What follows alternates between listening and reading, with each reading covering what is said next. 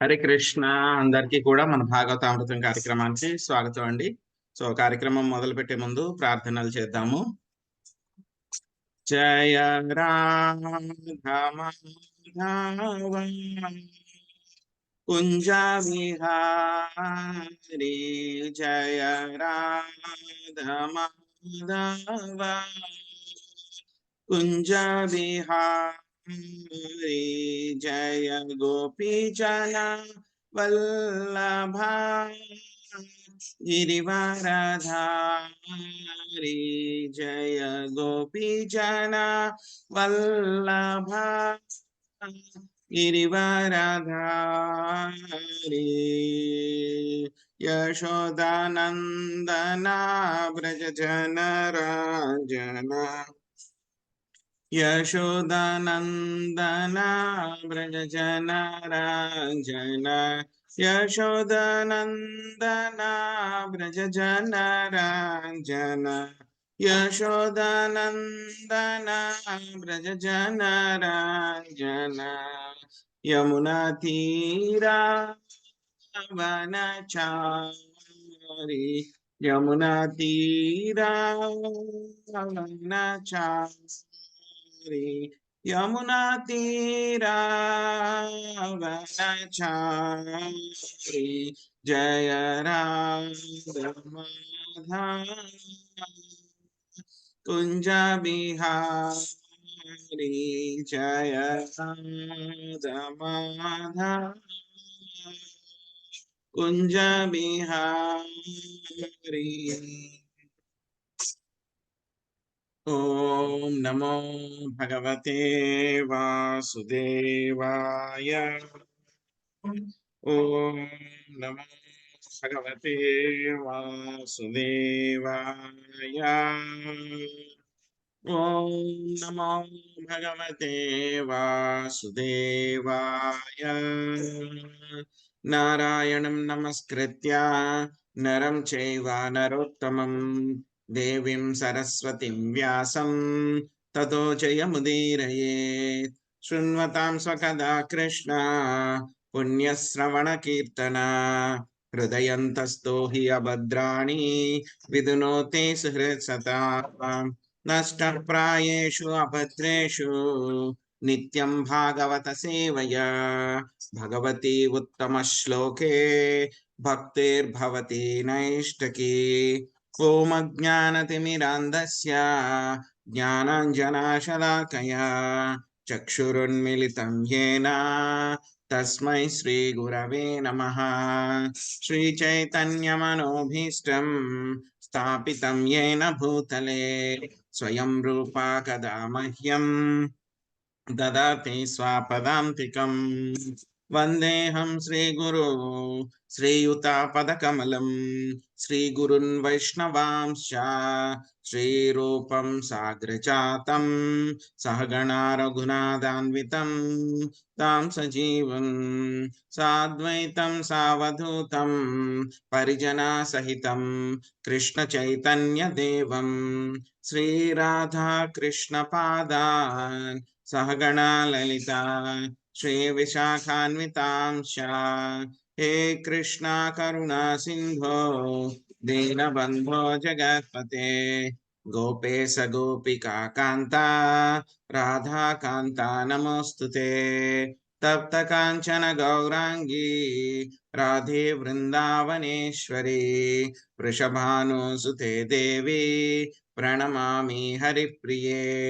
వాంఛాకల్పతరుభ్యశ్చ కృపా సింధుభ్య ఏవ చ పతితానాం పావనేభ్యో వైష్ణవేభ్యో నమో నమః. జయ శ్రీ కృష్ణ చైతన్య ప్రభు నిత్యానంద శ్రీ అద్వైత గదాధర శ్రీవాసాది గౌర భక్త వృంద. హరే కృష్ణ కృష్ణ కృష్ణ హరే హరే, హరే రామ రామ రామ హరే హరే. హరే కృష్ణ. ఈరోజు మనము తృతీయ స్కందము 13వ అధ్యాయంలో 11వ శ్లోకం నుంచి నేర్చుకుంటున్నామండి. హరే కృష్ణ ప్రభుజీ, దండవత్ ప్రణామాలు. హరే కృష్ణ మాతాజీ, దండవత్ ప్రణామాలు. సత్వమస్యామపత్యాని సదృశాన్యాత్మనో గుణై ఉత్పాద్య సాసధర్మేణ గాం యజ్ఞై పురుషం యచ. నీవు పరమ విధేయుడవగు పుత్రుడవైనందున ఆత్మ సదృశులైన సంతానమును నీ భార్య ద్వారా పొందుమని నేను అడుగుచున్నాను. దేవదేవుని భక్తి యోగ నియమములను అనుసరించుచు ప్రపంచమును పాలించుము. ఆ విధముగా యజ్ఞ నిర్వహణ ద్వారా భగవానుని అర్చింపుము. శశికళ మాతాజీ చదవండి.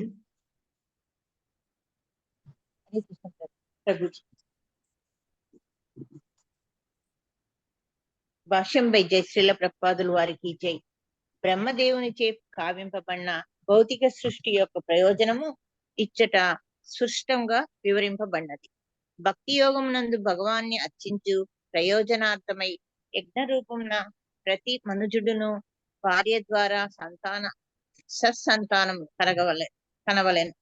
ఈ విషయంన విష్ణు పురాణం 3.8.9 నందు ఇట్లు తెలుపబడినది. వర్ణాశ్రమాచార పురుషేణ పరం పుమాన్ విష్ణురారాధ్యతే పంద నాణ్యత్ తతోష కారణం. వర్ణాశ్రమ ధర్మం చక్కగా నిర్వహించటం ద్వారా మనుజుడు విష్ణు భగవాన్ని అర్చించగలడు. వర్ణాశ్రమ ధర్మముల నిర్వహణ ద్వారా ఆ దేవదేవునికి ముదమును కలిగించే పద్ధతికి వికల్పమైనది వేరొకటి లేదు. విష్ణు ఆరాధనమే మానవ జీవన చరమ లక్ష్యం. ఇంద్రియ భోగం కొరకై వైవాహిక జీవనం అనేది అనుమతి పత్రంను బడిసెడి వారులు విష్ణు భగవాన్ని సంతృప్తి పరచుట అనేది బాధ్యతను సైతము గైకొనవలసి ఉండును. దానికి ప్రథమ సోపానమే వర్ణాశ్రమ ధర్మ పద్ధతి. విష్ణు ఆరాధనలో పురోగమించుటకు వర్ణాశ్రమ ధర్మం ఒక క్రమబద్ధమగు విధానమై ఉన్నది. కానీ ఎవరైనా దేవదేవుని భక్తి యోగ విధానమున ప్రత్యక్షంగా పాల్గొనినచో వర్ణాశ్రమ ధర్మపు క్రమానుగత విధానమును అనుసరింపవలసిన లేదు. బ్రహ్మదేవుని ఇతర తనయులు అనగా సనకాది ఋషులు భక్తి యోగం నుండి ప్రత్యక్షంగా నెలకొంది.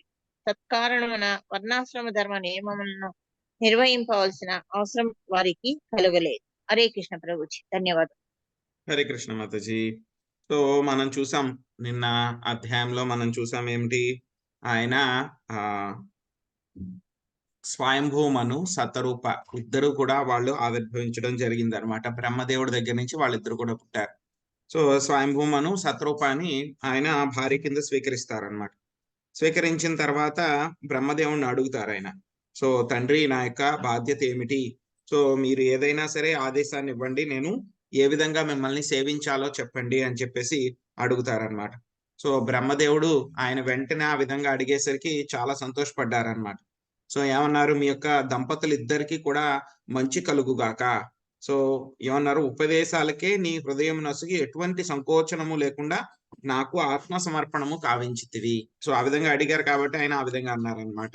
సో తల్లిదండ్రుల మధ్య ఈ విధమైనటువంటి మంచి సంబంధం ఉండాలి. సో తండ్రి ఆజ్ఞ ఏదైతే ఉందో ఆ ఆజ్ఞని కుదిరినంత వరకు కూడా కుమారుడు అనుసరించడానికి ప్రయత్నించాలి అని చెప్పారనమాట. ఇక్కడ మనకి భాష్యంలో కూడా ప్రభుపాదులు గారు చెప్పారనమాట.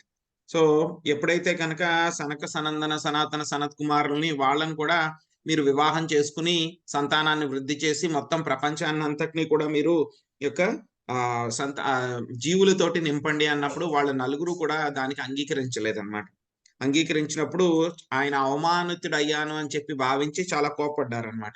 కానీ ఎప్పుడైతే స్వయంభూమను ఆయన ఆవిర్భవించిన తర్వాత ఏమన్నారు, వెంటనే ఆయన పుట్టిన తర్వాత బ్రహ్మదేవుని ఏం చేయమంటారు, మీ ఆజ్ఞ ఇవ్వండి అని చెప్పని అడిగారనమాట.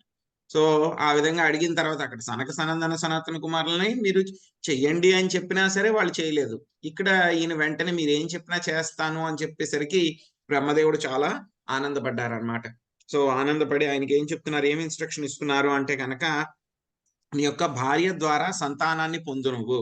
ఆయన ఏమని సంబోధిస్తున్నారు? ధరణీశ్వర అని కూడా సంబోధించారు. అంటే మొత్తం భూమండలానికి అంతటికీ కూడా నీవే రాజువి. ఆయనే మొట్టమొదటి రాజు అన్నమాట భూమండలానికి. సో ఏం చెప్పారు ఆయన? భక్తి యోగ నియమాలను అనుసరిస్తూ మొత్తం ప్రపంచాన్ని అంతటిని కూడా పాటించు. ఆ విధంగా యజ్ఞాలు చేయడం ద్వారా భగవంతుణ్ణి అర్చించు అని చెప్పేసి ఆయనకి ఇన్స్ట్రక్షన్ ఇవ్వడం జరిగిందనమాట. బ్రహ్మదేవుడు స్వయంభూమునికి ఇచ్చారనమాట. ఇక్కడ భాష్యంలో ప్రభుపాదుల వారు చెప్తున్నారనమాట. 2 పద్ధతులు అన్నమాట. ఒకటి వర్ణాశ్రమ పద్ధతిలో క్రమబద్ధంగా భగవంతుడికి మనము అన్ని రకాలుగా కూడా యజ్ఞాలు చేస్తూ మెల్లమెల్లగా మనము భగవంతుడి యొక్క సేవలోకి వెళ్ళడం అన్నమాట. సో అది వర్ణాశ్రమ పద్ధతిలో చెప్పబడింది అన్నమాట. సో ఎవరైతే కనుక ఇక వర్ణాశ్రమ పద్ధతి అంతా వద్దు, మాకు డైరెక్ట్ గా మేము భక్తి యోగాన్నే టేకప్ చేస్తాం, మేము భక్తి యోగాన్ని పాటిస్తాం, మాకు ఇవన్నీ అవసరం లేదని చెప్తారో వాళ్ళు వర్ణాశ్రమ పద్ధతిని ఆ యొక్క ఏదైతే క్రమబద్ధంగా వాళ్ళు పైకి వెళ్లాల్సినటువంటి పద్ధతి అవసరం లేదన్నమాట. సో ఇక్కడ స్వయంభూమను అయితే కనుక ఆయన భక్తి చేస్తూ కూడా వర్ణాశ్రమ పద్ధతిని ఆయన పాటించారు. మొత్తం ప్రజలందరినీ కూడా ఆయన చక్కగా పరిపాలించారనమాట. కానీ సనక సనందన సనాతన సనత్ కుమారులు అయితే కనుక ఏం చేశారు? వాళ్ళు డైరెక్ట్ గా మేము భక్తి యోగం చేస్తాము, ఇక వివాహము ఈ జంజాటాలు వీటిల్లో మేము పడము అని చెప్పేసి వాళ్ళు నిరాకరించారనమాట. తర్వాత ఏం జరిగింది చూద్దాం. పరం శుశ్రూషణం మహ్యం స్యాత్ ప్రజారక్షయా నృపా భగవాన్స్తే ప్రజాభర్తుర్ రహీకేశో ఋషికేశోను తుష్యతి. రాజా, భౌతిక జగమునందు జీవులకు నీవు తగినంత రక్షణము నొసగగలిగినచో అది నాకు వనర్చడి ఉత్తమ సేవ కాగలదు. భగవానుడు నిన్ను బద్ధజీవుల రక్షకునిగా గాంచినప్పుడు ఆ ఋషికేశుడు నిక్కముగా నీయడ అతి ప్రసన్నుడు కాగలడు. నాగం సునీత మాతాజీ చదవండి. హరే కృష్ణ ప్రభుజీ దండవత్. భాష్యం బై శ్రీలా ప్రభుపాద. భగవద్ధామమునకు మరలిపోవు ప్రయోజనము కొరకే సమస్త కార్యనిర్వహణ విధానమంతయు ఏర్పాటు చేయబడినది. బ్రహ్మదేవుడు దేవదేవుని ప్రతినిధి కాగా మనువు బ్రహ్మ యొక్క ప్రతినిధి అయి ఉన్నాడు. అదే విధముగా విశ్వములోని వివిధ లోకములందరి రాజులందరూ మనువు ప్రతినిధులై ఉన్నారు. మను సంహితయే సమస్త మానవ సమాజమునకు శాసన గ్రంథమై ఉన్నది. అది సమస్త కర్మలను భగవానుని దివ్యమగు సేవ వైపునకే నిర్దేశించును. కనుక ప్రతి రాజును తెలుసుకొనవలసినదేమనగా పరిపాలన ముందు తన బాధ్యత కేవలము పౌరుల నుండి పన్నులు వసూలు చేయుటయే కాక తన అధీనమున ఉన్న పౌరుల విష్ణు ఆరాధనమును శిక్షణ పొందునట్లుగాను చూడవలెను. ప్రతి ఒక్కరికి విష్ణు ఆరాధనమును శిక్షణ నొసగి ఇంద్రియాధీశుడగు ఋషికేశుని భక్తి యోగమున నియుక్తులను కావింపవలసి ఉన్నది. బద్ధజీవులు తమ భౌతికేంద్రియములను సంతృప్తి పరచుకొనుట కొరకుగాక దేవదేవుడకు ఋషికేశుని ఇంద్రియములను సంతృప్తి పరచుటకే ఉద్దేశింపబడి ఉన్నారు. సమస్త కార్యనిర్వహణ విధానపు ప్రయోజనం ఇదియే. ఈ రహస్యము బ్రహ్మదేవుని కథనము నందు ఇచ్చట వెల్లడి కావింపబడినట్టిది. నెరిగిన వాడు కార్యనిర్వహణ అధికారి కాగలడు. ఈ విషయము నెరుగని వాడు కేవలము పటాటో సప్పు పరిపాలకుడు మాత్రమే. శ్రీకృష్ణ భగవానుని భక్తి యోగమున్న పౌరులను సుశిక్షితులను చేయుట ద్వారా దేశాధినేత తన బాధ్యతను పూర్తి చేసుకుని వాడు కాగలడు. లేనిచో తన కొసగపడిన బరువైన బాధ్యత యందు అతడు విఫలుడై భగవానునిచే శిక్షార్హుడగును. పరిపాలనా ధర్మమును నిర్వహించుట యందు దీన్ని కన్నను వేరొక మార్గము లేదు. హరే కృష్ణ ప్రభుజీ. హరే కృష్ణ. సో ఏం చెప్తున్నారు బ్రహ్మదేవుడు ఇక్కడ? ఆయనకి ఇచ్చినటువంటి ఇన్స్ట్రక్షన్, ఆదేశం, డైరెక్షన్, ఆయన చేయాల్సినటువంటి సేవ ఏమిటి అనేది క్లియర్ గా చెప్పారనమాట. ఏం చెప్పారు? ఎవరైతే కనుక జీవులు ఎవరైతే ఉన్నారో, ప్రజలు ఎవరైతే వస్తారో వాళ్ళందరికీ కూడా రక్షణ ఇవ్వి నువ్వు. ఆ విధంగా వాళ్ళందరికీ కూడా రక్షణ ఇస్తే కనుక నాకు చేసినటువంటి చాలా అత్యున్నతమైనటువంటి సేవ ఇదే. ఆ తర్వాత ఇంకేం చెప్తున్నారు? ఈ విధంగా నువ్వు జీవులందరికీ కూడా రక్షణ ఇస్తే కనుక ఏమవుతుంది? ఋషికేశుడు కూడా ఆయన చాలా సంతోషిస్తారు అని చెప్పేసి చెప్తున్నారనమాట. యాక్చువల్ గా రాజు అన్నవాడు ఏమిటి అంటే గనక కేవలము ప్రజల దగ్గర నుంచి పన్నులు వసూలు చేస్తూ వాళ్ళని బాధ పెట్టి, సో వాళ్ళకి ఏ కష్టాలు వచ్చినా సరే పట్టించుకోకుండా ఉండి, సో అదే విధంగా దొంగలు వాళ్ళు ఎంత బాధలు పెడుతున్నా వాళ్ళని పట్టించుకోకుండా తన విలాసాల్లో మునిగిపోయేటువంటి వాడు రాజు కాదనమాట. నిజమైనటువంటి రాజు అనేటువంటి వాడు సో ఎలా ఉండాలి అని అంటే గనక మనం చెప్పుకున్నాం, శ్రీకృష్ణ భగవానుడు 4వ అధ్యాయంలో కూడా చెప్పారు. ఆ యొక్క పరంపర ఏదైతే ఉందో వాళ్ళందరూ కూడా భగవద్గీత నేర్చుకున్నారు. ఏవం పరంపరా ప్రాప్తం ఇమం రాజర్షయో విధు సకాలేనాహమహత యోగో నష్టో పరంతప. సో ఏదైతే కనుక ఆ యొక్క పరంపరానుగతంగా ఈ యొక్క రాజులందరికీ కూడా ఈ యొక్క భగవద్ విజ్ఞానం అనేటువంటిది వస్తూ ఉంది. ఆ విజ్ఞానాన్ని తెలుసుకున్నటువంటి రాజులందరూ కూడా ఏం చేశారు, ఆ విజ్ఞానం ద్వారా మొత్తం ప్రజలందరినీ కూడా పరిపాలించారు. ఎప్పుడైతే కనుక రాజు భగవద్భక్తుడైతే కనుక ఏం చేస్తాడు, ఎవరైతే అభక్తులు ఉన్నారో, ఎవరైతే కనుక మోసగాళ్ళు ఉన్నారో, ఎవరైతే కనుక సమాజంలో విధ్వంసాలు సృష్టిస్తున్నారో వాళ్ళందరినీ కూడా శిక్షించి మొత్తం ప్రజలు, ఎందుకంటే యథా రాజా తదా ప్రజ అన్నారనమాట. సో రాజుగారు ఏం చేస్తే ప్రజలు కూడా అదే చేస్తారనమాట. సో రాజు భక్తుడైతే కనుక ఏం చేస్తారు, ప్రజలు కూడా రాజుగారు చేసినట్లే ఆయన పాటిస్తూ భక్తి చేస్తూ ఉంటారనమాట మనకి. సో ఇదే విషయాన్ని మనకి భగవద్గీతలో కూడా చెప్పారనమాట. సో రాజు అన్నవాడు ఏం చేస్తూ ఉండాలి, ప్రజలకు రక్షణ కల్పించాలి. రక్షణ కల్పించడమే కాకుండా వాళ్ళందరూ కూడా విష్ణు ఆరాధన చేయడానికి కావలసినటువంటి ఫెసిలిటీస్ అన్ని కూడా వాళ్ళకి ఇప్పించాలి. సో వాళ్ళందరినీ కూడా మోటివేట్ చేయాలన్నమాట. వాళ్ళందరినీ కూడా విష్ణు ఆరాధన చేయాలి మీరు.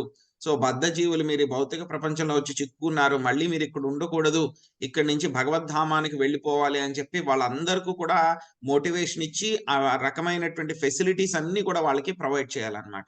సో అటువంటి వాడే నిజమైనటువంటి రాజు అన్నమాట. ఒకవేళ కనుక రాజు ఈ పని చేయటంలో విఫలుడైతే కనుక ఎన్ని రకాలైనటువంటి భౌతిక పరంగా ఆ యొక్క ప్రజలకి ఫెసిలిటీస్ కలిగించినా సరే అవన్నీ కూడా నిరర్ధకము అని చెప్పి చెప్తున్నారు. కాబట్టి రాజు అన్నవాడు ఏం చేయాలి అని అంటే కనుక మొత్తం ప్రజలను అందరినీ కూడా విష్ణు భగవానుడి దగ్గరికి తీసుకుని వెళ్ళడానికి, వాళ్ళకి రక్షణ ఇస్తూ, వాళ్ళకి కావలసినటువంటి ఆ యొక్క ఫెసిలిటీస్ ఏవైతే ఉన్నాయో భగవద్ విజ్ఞానం తెలుసుకోవడానికి, సేవ చేసుకోవడానికి ఉన్నటువంటి ఫెసిలిటీస్ అన్ని కూడా ప్రొవైడ్ చేయాలన్నమాట.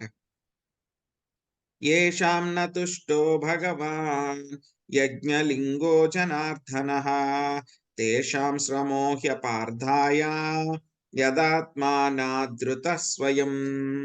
దేవదేవుడగు జనార్దనుడే శ్రీకృష్ణుడు సమస్త యజ్ఞ ఫలములను స్వీకరించువాడు. అతడే సంతృప్తి చెందనచో పురోగతి కొరకై చేయుబడు మానవుని శ్రమ ఎంతయూ వ్యర్థము కాగలదు. అతడే చరమమగు ఆత్మ కనుక అతనిని సంతృప్తపరచిన వాడు చనివాడు నిక్కముగా హితమునే ఉపేక్షించిన వాడగును. భవానీ మాతాజీ చదవండి. మాతాజీ మీరు తర్వాతది చదవండి మాతాజీ. సరే ప్రభుజీ, ప్రణామాలు. భాష్యం శ్రీల ప్రభుపాదకి జయం. బ్రహ్మదేవుడు విశ్వ కలాపములకు పరమాధికారిగా నియమితుడైనట్టివాడు. భౌతిక జగపు కార్యనిర్వాహకులుగా మన్వాదులను అతడు నియమించును. కానీ ఈ ప్రదర్శనమంతయు దేవదేవుని ప్రీత్యర్థమే ఏర్పాటు చేయబడినది. భగవానుని ఏ విధముగా సంతృప్తి పరచవచ్చునో బ్రహ్మదేవుడు ఎరుగును. అతని కార్యప్రణాళిక మార్గమును అనుసరించేవారులు సైతము పరంపరలోనున్నవారు ఏ విధముగా భగవానుని సంతృప్తి పరచవచ్చునో ఎరుగుయిందురు. శ్రవణ కీర్తనాది నవ్విధములకు పద్ధతులు కలిగిన భక్తి యోగము ద్వారానే శ్రీకృష్ణ భగవానుడు సంతుష్టి చెందగలడు. మనుజుడు తన నిజహితము కొరకే భక్తి యోగమును నిర్వహింపవలెను. ఈ విధానమును ఉపేక్షించిన వాడు తన హితమునే ఉపేక్షించిన వాడగును. ప్రతి ఒక్కరూ తమ ఇంద్రియములను సంతృప్తి పరపగోరుదురు. కానీ ఇంద్రియములకు పైన మనసు కలదు. మనస్సుకు పరమైనది బుద్ధి, బుద్ధికి పరమైనది ఆత్మ. ఇక ఆత్మకు పరముగానున్నవాడు పరమాత్ముడు, పరమాత్మునికి పరమైన వాడు దేవదేవుడు విష్ణుతత్వము. ఆ దేవదేవుడు సర్వకారణ కారణుడు శ్రీకృష్ణ భగవానుడే. అతన్ని జనార్దనుడిగా తెలియబడేవాడు. దివ్యేంద్రియముల ప్రీత్యర్థము సేవను గూర్చుటయే పరిపూర్ణమగు సేవా విధానమై ఉన్నది. Hare Krishna Prabhuji. Thank you Prabhuji. Hare Krishna. So బ్రహ్మదేవుడిని ఏంటి, ఆయన మొత్తం ఆ యొక్క విశ్వం యొక్క అన్ని రకాలైనటువంటి కార్యకలాపాలన్నీ కూడా నిర్వహించడానికి ఆయన పరమాధి కిందకి చేశారనమాట, పరమాధికారి కింద అనమాట. సో ఆయన ఏం చేశారు, ఆయన కుమారులందరికీ కూడా ఫెసిలిటీస్ ఇచ్చి వాళ్ళని ఫర్దర్ గా ఆ జాబ్ చేయమని చెప్పి చేస్తున్నారు. అంటే కనుక డెలిగేషన్ చేస్తున్నారు అనమాట. సో మీరు చెయ్యండి, మీరు ఈ విధంగా చేస్తూ ఉంటే కనుక ఆ యొక్క దేవదేవుడైనటువంటి జనార్దనుణ్ణి మొత్తం మీరు సంతృప్తి పరిచినటువంటి వాళ్ళు అవుతారు. సో మొత్తం అన్ని యజ్ఞ ఫలాలని కూడా స్వీకరించేటువంటిది ఆయనే. యజ్ఞో వై విష్ణు అని చెప్పారు మనకు భగవద్గీతలో కూడా. సో ఎవరైతే కనుక ఈ విధంగా చేస్తూ ఉంటారో, సో ఎంత కష్టపడినా సరే మానవుడు ఆ యొక్క దేవదేవునికి సంతృప్తి కర్చలేకపోతే కనుక అది మొత్తము అనవసరము, అతను చేసినటువంటి పనులన్నీ కూడా వృధా వ్యర్థము అని చెప్పి చెప్తున్నారనమాట. సో కాబట్టి మనము ఏ రకమైనటువంటి జాబ్ లో ఉన్నా, ఏ డ్యూటీస్ చేస్తూ ఉన్నా సరే దేనికోసం చేయాలి? శ్రీకృష్ణ భగవానుడి యొక్క సంతృప్తి కోసం మనము చేయాలన్నమాట. సో ఇక్కడ ఏం చెప్తున్నారు? మనుకి నువ్వు ఆ విధంగా పరిపాలించడం ద్వారా నువ్వు ఆ యొక్క హృషికేశుడు జనార్దనుని సంతోష పెట్టే విధంగా నువ్వు ఆ యొక్క ప్రీత్యర్థమే నువ్వు యొక్క పనులన్నీ కూడా చేయవలసి ఉంది అని చెప్పేసి ఆయనకి చెప్తున్నారనమాట. సో శ్రవణం, కీర్తనం వాటి ద్వారా శ్రీకృష్ణ భగవానుడు సంతృప్తి పడగలడు. నిజహితము కొరకే, అంటే ఎవరి యొక్క హితము కోసము వాళ్ళు ఆ యొక్క భక్తి యోగాన్ని నిర్వహించాలి. సో ఎవరైతే ఆ విధంగా చెయ్యట్లేదో వాళ్ళు ఏం చేస్తున్నారు? వాళ్ళ మంచిని కూడా వాళ్ళు చేసుకోలేకపోతున్నారు అని అర్థం అన్నమాట. సో ప్రతి ఒక్కళ్ళు కూడా ఇంద్రియ తృప్తి కావాలి అని అనుకుంటారు. సో ఇంద్రియాలకు పైన మనసు ఉంటుంది, మనసుకు పైన బుద్ధి ఉంటుంది, బుద్ధికి పైన ఎవరుంటారు? ఆత్మ ఉంటుంది, ఆత్మకు పైన పరమాత్మ ఉంటారు, పరమాత్మకు పైన ఎవరుంటారు? ఆయన పరమాత్మకు పైన ఆ యొక్క శ్రీకృష్ణ భగవానుడు ఉంటారు. సో కాబట్టి మనం ఏం చేయాలి? అన్ని ఇంద్రియాలని కూడా ఆయన యొక్క సేవలోనే మనము ఉపయోగించాలి అని చెప్పి చెప్తున్నారు అనమాట. ఇప్పుడు మనువు మాట్లాడతారనమాట. ఈ విధంగా ఆదేశం వచ్చిన తర్వాత బ్రహ్మదేవుడికి ఆయన సమాధానం చెప్తారు. ఏం చెప్తున్నారో చూద్దాం. ఆదేశేహం భగవతో వర్తేయామి వసూదన స్థానం త్విహానుజానీహి ప్రజానాం మమ చ ప్రభో. శ్రీ మనువు పలికెను, హే ప్రభు పాప సంహార, నేను నీ ఆజ్ఞాబద్ధుడను. నా స్థానమును, నా నుండి ఉద్భవించడి జీవుల స్థానమును దయచేసి ఇప్పుడు తెలియచేయుడు. యదోక సర్వభూతానాం మహిమాజ్ఞా మహాంభసి అస్యా ఉద్ధరణే యత్నో దేవదేవ్యా విధీయతాం. ఓ దేవతా ప్రభు, సకల జీవులకు నివాస స్థానమైన కారణమున ధరణిని పైకి లేవనెత్తుటకు యత్నింపుము. అది ఇప్పుడు మహాజలములందు మునిగి ఉన్నది. నీ యత్నము చేతను మరియు భగవత్ కరుణ చేతను ఈ కార్యము సాధ్యపడగలదు. ఈ సందర్భమున పేర్కొనబడిన మహాజలము విశ్వపు సగభాగమును నింపునట్టి గర్భోదక సముద్రము. మైత్రేయం వాచ పరామేష్టి త్వపాం మధ్యే తదా సన్నామవేక్ష్యగాం కథామేనం సమున్నేష్య ఇతి దధ్యౌధియాచరం చిరం. శ్రీ మైత్రేయుడు పలికెను, ధరణి జలమునందు మునిగి ఉండుటను గాంచి దానిని ఏ విధముగా ఉద్ధరింపవలననుచు బ్రహ్మదేవుడు దీర్ఘకాలము ఆలోచించెను. సునీత హరిబాబు చదవండి. హరే కృష్ణ ప్రభుజీ, ధన్యవాద ప్రణామాలు. కృష్ణ కృపామూర్తి శ్రీల ప్రభుపాదికి జై. భాష్యం. ఈ సందర్భముగా పేర్కొనబడిన మహాజలము విశ్వపు సగభాగమునకు నింపునట్టు గర్భోదక సముద్రము. భాష్యము. శ్రీల జీవగోస్వామి కథనమును అనుసరించి ఇక్కడ పేర్కొనబడిన కథాంశములు వివిధ కల్పములకు సంబంధించినట్టివి. ప్రస్తుత విషయములు శ్వేతవరాహ కల్పమునకు చెందినట్టివి. చాక్షుష కల్పమునకు సంబంధించిన విషయములు సైతము ఈ అధ్యాయంలో చర్చించబడును. హరే కృష్ణ ప్రభుజీ. హరే కృష్ణ. సో ఆ విధంగా ఎప్పుడైతే కనుక బ్రహ్మదేవుడు ఆ యొక్క స్వయంభూ మనుకి ఆయన ఈ రకమైనటువంటి ఆదేశాలు ఇచ్చారో ఆయన అడుగుతారనమాట. సో ఇంతకు ముందు కూడా ఆయన ఎప్పుడైతే కనుక ఆయన యొక్క నుదుటి నుంచి రుద్రుడు ఎప్పుడైతే వచ్చారో ఆయన కూడా ఏమన్నారు? వచ్చిన వెంటనే నా డ్యూటీ ఏంటి, నేను ఎక్కడ ఉండాలి అని చెప్పి ప్రదేశాన్ని ఇవ్వమని అడిగారు అనమాట. సో అలాగే స్వయంభూ మను కూడా అడిగారు అనమాట. సో అడుగుతారు కదా ఆయన, నాకు ఇల్లు ఎక్కడ, నేను ఎక్కడ ఉండాలి, ఏ ప్లేస్ లో ఉండాలి నాకు చెప్పండి అని చెప్పి అడిగారు అనమాట. సో స్వయంభూ మను అలా అడిగిన తర్వాత మళ్ళీ ఇంకా ఏం చెప్తున్నారు ఆయన? సో మళ్ళీ అడుగుతున్నారనమాట. సో నన్ను ధరణికి మొత్తం రాజు కింద చేశారు కదా, ఆ యొక్క ధరణి అనేటువంటిది ఏమైంది? ఇప్పుడు గర్భోదక సముద్రంలో మునిగిపోయి ఉంది.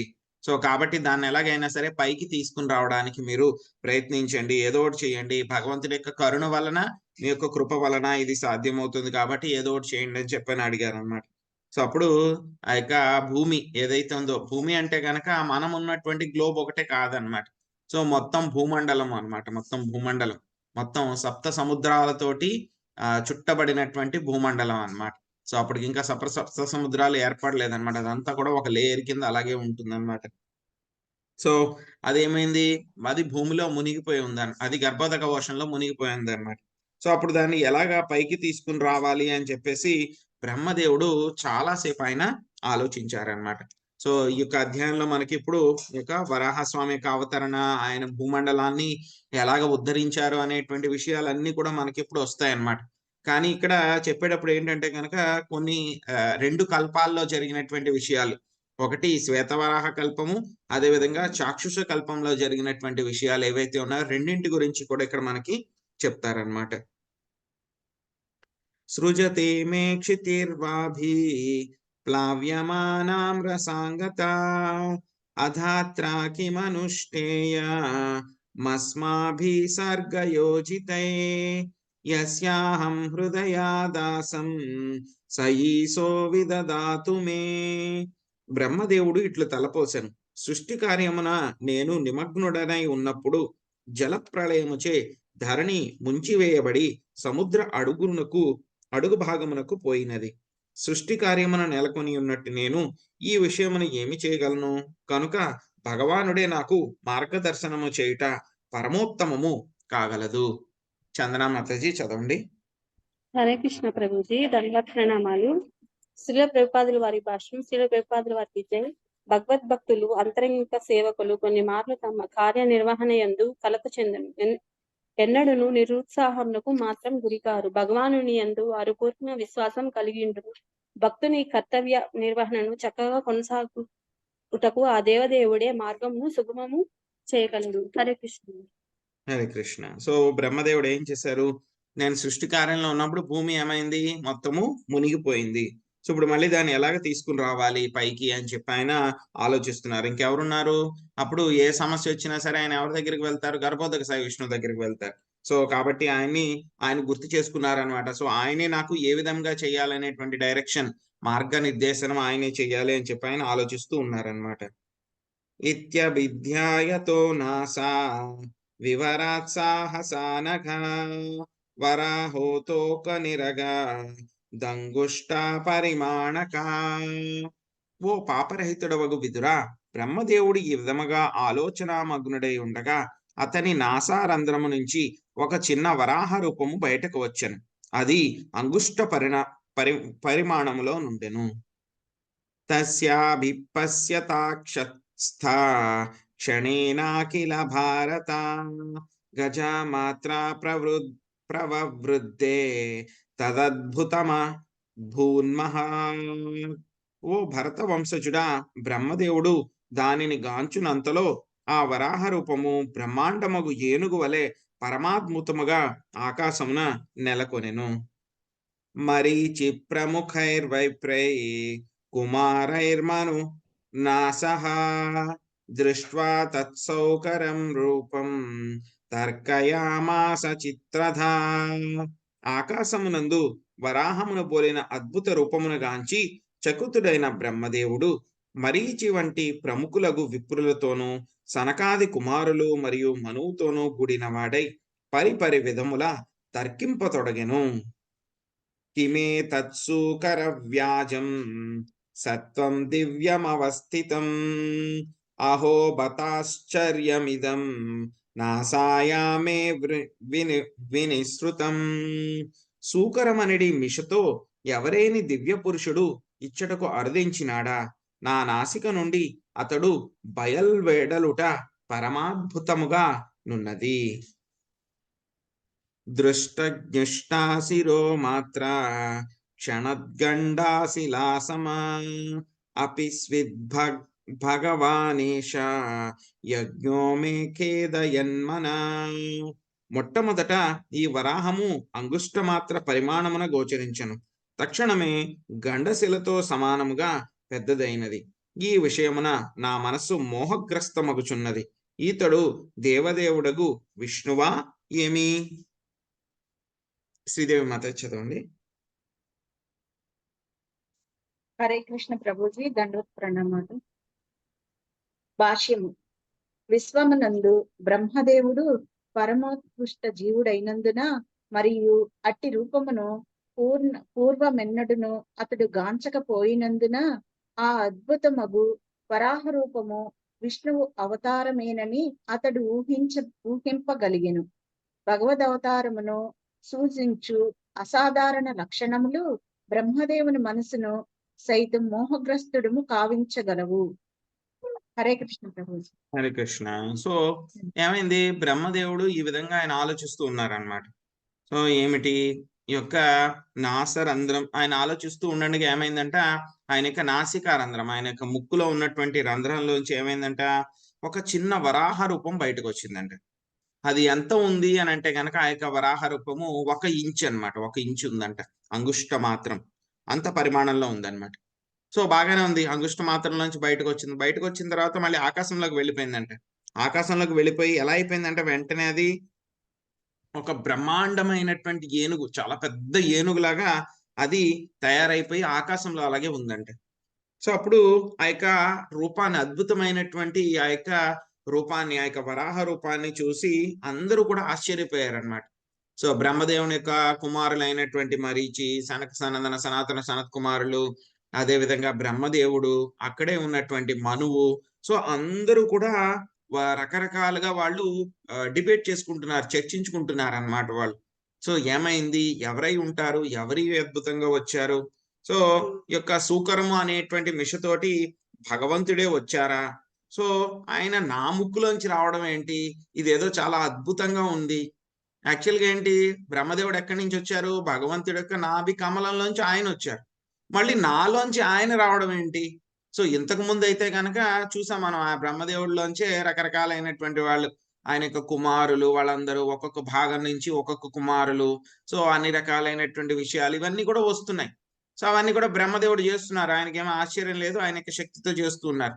కానీ ఏమైంది, నేను ఆయన దగ్గర నుంచి వచ్చాను, మళ్ళీ ఆయన నా లోపల నుంచి రావడం ఏంటి, అసలు వచ్చింది ఎవరు ఆయన, ఇంతకు ముందు నేను ఇలాంటి రూపాన్ని కూడా నేను ఎక్కడా కూడా చూడలేదు, ఇటువంటి సూకర రూపాన్ని నేను ఎక్కడా కూడా చూడలేదు. సో ఇదేంటిది నాకు అర్థం అవట్లేదు. సో భగవంతుడి గురించి నాకే మోహగ్రస్తుడని అవుతున్నాను, అంటే కన్ఫ్యూజ్ అయిపోతున్నాను అని చెప్పేసి, ఇంతకీ వచ్చిన ఆయన విష్ణువా ఏమిటి అని చెప్పేసి ఆయన ఆలోచిస్తూ ఉన్నారనమాట. ఇతి మీమాంసతస్తత్యా బ్రహ్మణా సహ సూనుభి భగవాన్ యజ్ఞ పురుషో జగర్జాగేంద్ర సన్నిభ.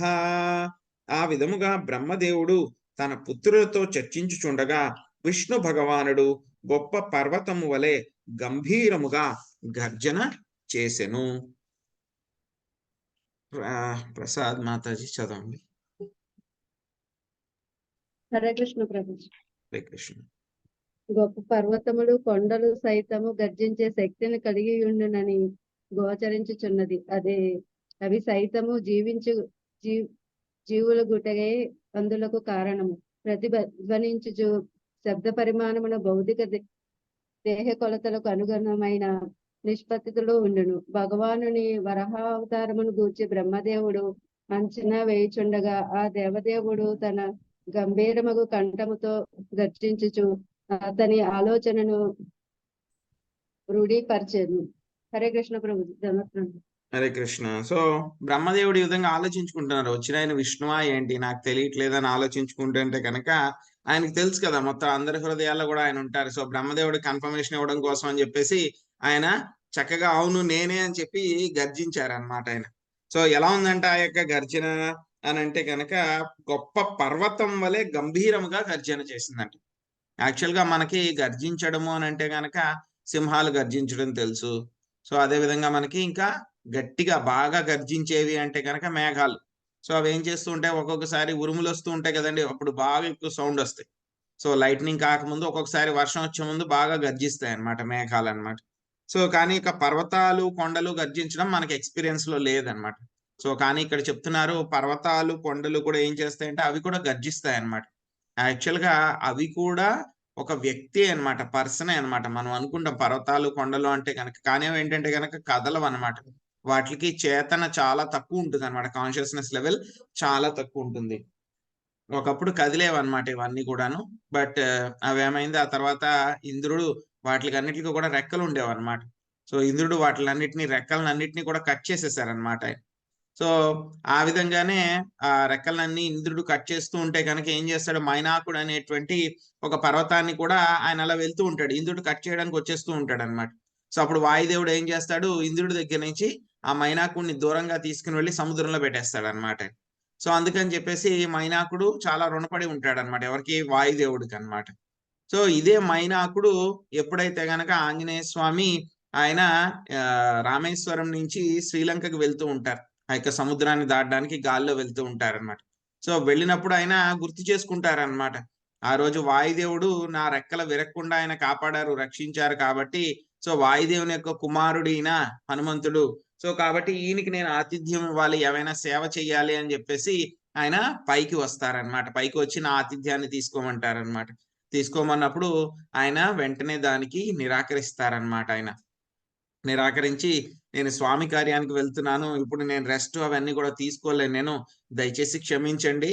సో మీరు అడిగారు కాబట్టి ఏం చేస్తాను, జస్ట్ మిమ్మల్ని నేను టచ్ చేస్తాను, టచ్ చేసి వెళ్ళిపోతాను, దాన్ని మీరు మీ యొక్క ఆతిథ్యాన్ని తీసుకున్నట్లుగా, మీరు స్వీకరించినట్లుగా తీసుకోండి అని చెప్పేసి ఆయన అనేసి వెంటనే టచ్ చేసి ఆయన హనుమంతుల వారు ఆయనకి జర్నీకి ముందుకు వెళ్ళిపోతారనమాట. సో అలాగా పర్వతాలు కొండలు కూడా ఏంటంటే కనుక దానికి కూడా ఒక అధిదేవత ఉంటారనమాట, ఒక వ్యక్తి ఉంటారనమాట, అవన్నీ కూడా.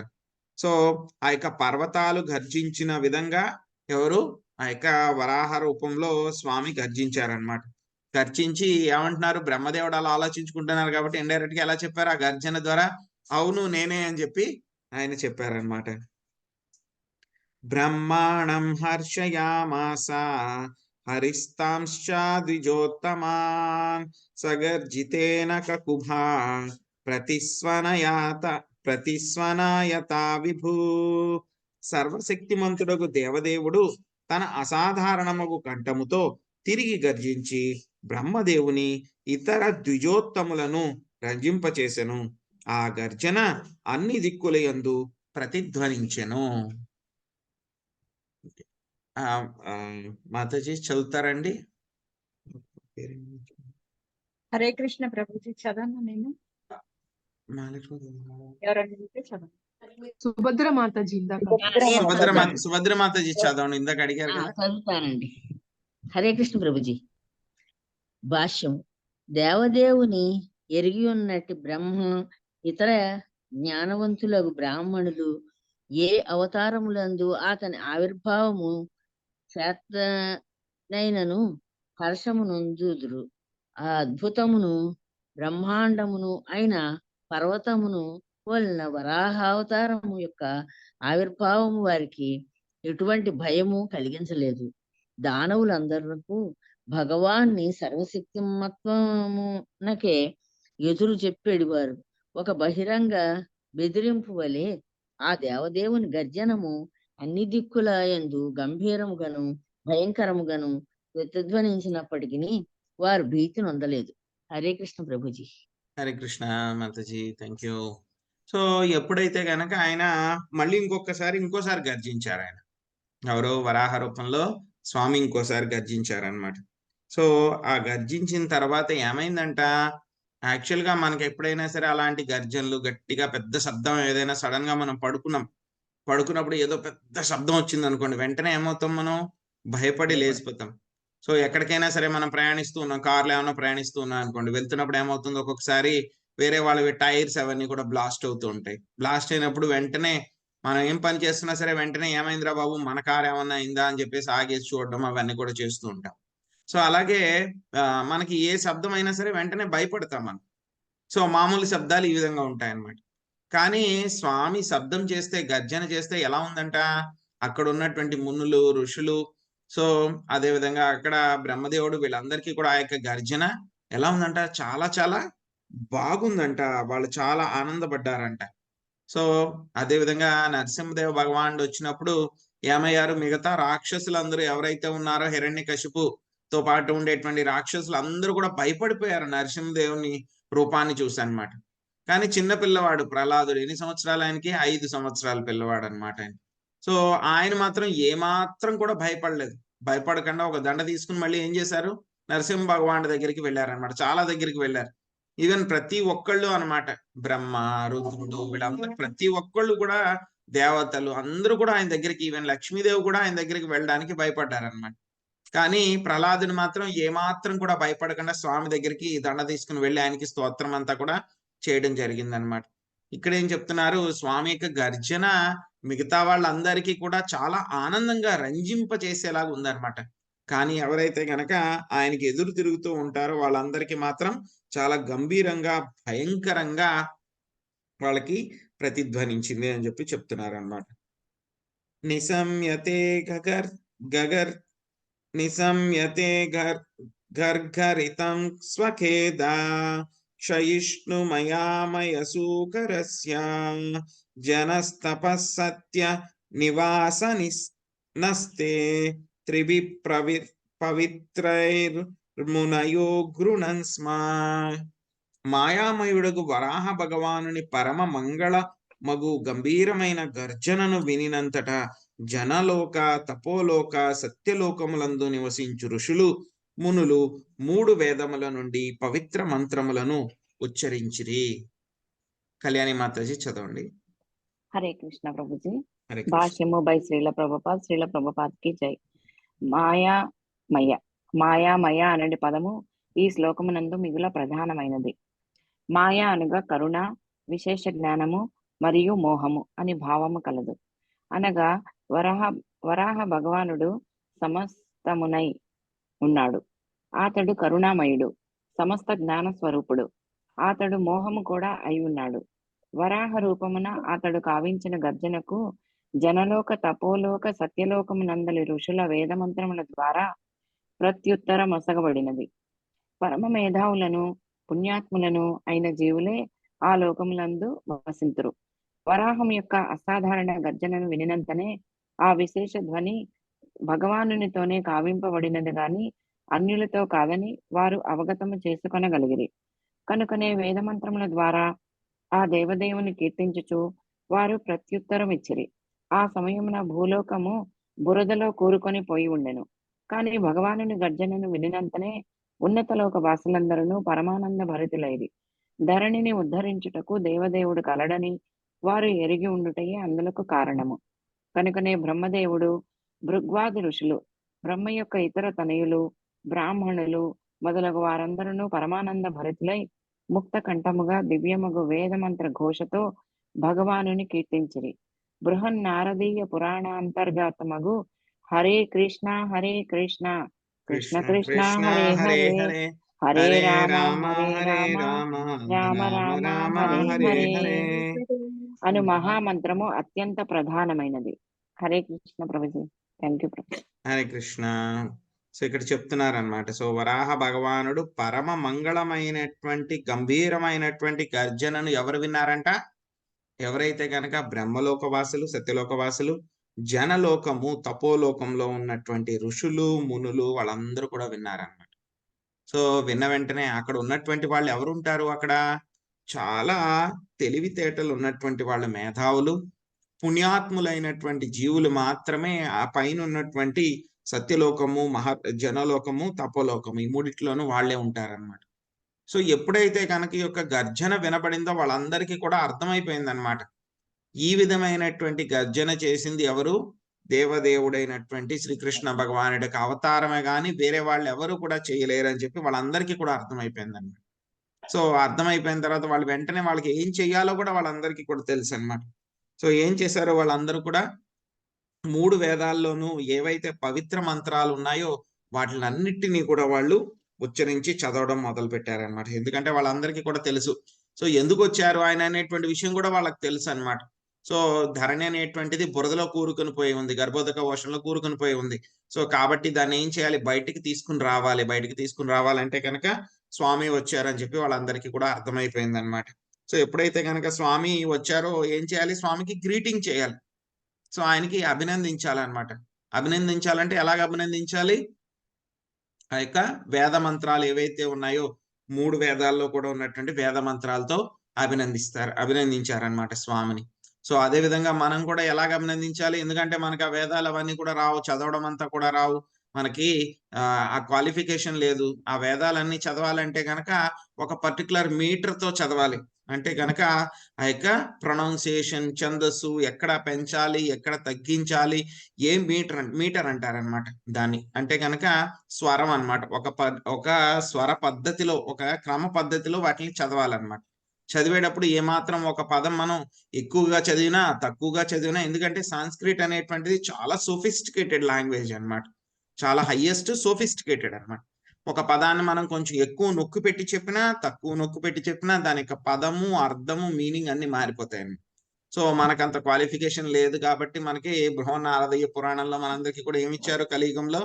హరే కృష్ణ హరే కృష్ణ కృష్ణ కృష్ణ హరే హరే హరే రామ హరే రామ రామ రామ హరే హరే. సో మనందరికీ ఆ క్వాలిఫికేషన్ లేదు కాబట్టి మనం ఏం చేయాలి? హరే కృష్ణ మహామంత్రం చెప్పాలి. సో అందుకే భగవంతుని చూసిన వెంటనే హరే కృష్ణ మహామంత్రం చెప్పాలి. అదేవిధంగా మనం చూస్తాం గొప్ప గొప్ప మహారాజులు కానీ లేకపోతే కనుక గురువులు కానీ వచ్చినప్పుడు వాళ్ళకి ఎలా గ్రీటింగ్స్ చెప్తారు?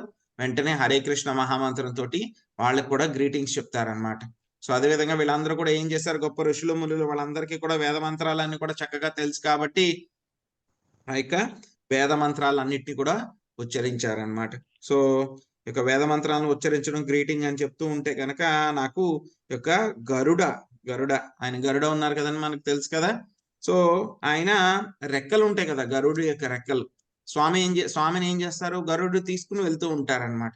ఎలా అయితే కనుక మన కారులో మ్యూజిక్ సిస్టమ్స్ ఉంటాయి కదా, దాంట్లో మనం పాటలు పెట్టుకుంటూ ఉంటాం. అలాగే స్వామికి కూడా ఏంటి, ఆయన గరుడుని మీద వెళ్తున్నప్పుడు అది ఆటోమేటిక్ మ్యూజిక్ సిస్టమ్ అన్నమాట. ఆయన ఎప్పుడైతే కనుక ఆయన రెక్కలు ఇలా ఊపుతూ ఉంటే కనుక వెంటనే ఆ రెక్కలను ఊపడం ద్వారా అవేంటంట వేద మంత్రాలన్నీ కూడా వస్తాయంట ఆయనకి రెక్కలను ఊపడం ద్వారా. సో స్వామిని ఆ విధంగా గరుడు కీర్తిస్తూ ఉంటారన్నమాట. సో ఇక్కడ యొక్క ఉన్నత లోకాల్లో ఉన్నటువంటి వాళ్ళందరూ కూడా ఎప్పుడైతే వరాహ స్వామి ఆవిర్భవించారో వాళ్ళందరూ కూడా ఆయనకి ఏం చేశారు? ఈ విధంగా వేద మంత్రాలతోటి ఉచ్చరించి ఆయనకి అభినందనలు తెలిపి ఆయన వెల్కమ్ చేశారనమాట. తేషాం సతం వేద విధానమూర్తి బ్రహ్మధార్యత్త గుణానువాదం వినద్య భూయో విబధోదయాయ గజేంద్ర లీలో విశేష. పరమ భక్తుల వేదస్థుతులకు బదులుగా తిరిగి గర్జన కావించిన పిమ్మట గజము వలె క్రీడించుచు అతడు జలమునందు ప్రవేశించెను. వేదస్థుతుల ధ్యేయము భగవానుడే.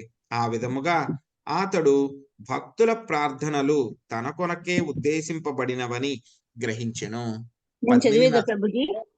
చదవనమాట. పద్మిని మాతాజీ చదవలేదు కదా, సరే అలాగే మాతాజీ ప్రభుజీ మీరు తర్వాత చదవండి. అలాగే అలాగే. భాష్యముపై శ్రీల ప్రభుపాదికి జై. భగవానుని ఏ రూపమైనను సదా దివ్యముగా నుండి జ్ఞానము మరియు కరుణతో నిండియుండును. తన రూపము మూర్తిభవించిన వేద జ్ఞానమైనందున భగవానుడు సమస్త భౌతిక కల్ముషమును నశింపజేయువాడై ఉన్నాడు. వేదములన్నీ అతని దివ్య రూపమును అర్చించుచున్నవి. ఏ దీప్యమానము తేజము భగవానుని ముఖమున కప్పివేయును కనుక దానిని తొలగించమని భక్తులు భగవానుని వైదిక మంత్రములందు అర్థించిరి. ఈశనోపనిషత్తు యొక్క కథనమిదియే. అతనికి భౌతిక రూపము లేదు. అతని రూపము వేదముల దృష్టనే అవగతం కాగలదు. వేదములు ఆ దేవదేవుని శ్వాస అని తెలుపబడినది. అట్టి శ్వాస తొలి వేద విద్యార్థి అయిన బ్రహ్మదేవునిచే గ్రహించబడినది. అటువంటి బ్రహ్మదేవుని శ్వాస ద్వారా వరాహ భగవానుడు అవతరించిన కారణముననే వరాహవతార మూర్తిభవించిన వేదములే ఉన్నవి. ఉన్నత లోకమునందిన ఋషులచే ఆ అవతార స్థితి వాస్తవమగు వేదమంత్రములను కూడి ఉండను. ఎప్పుడు భగవానుని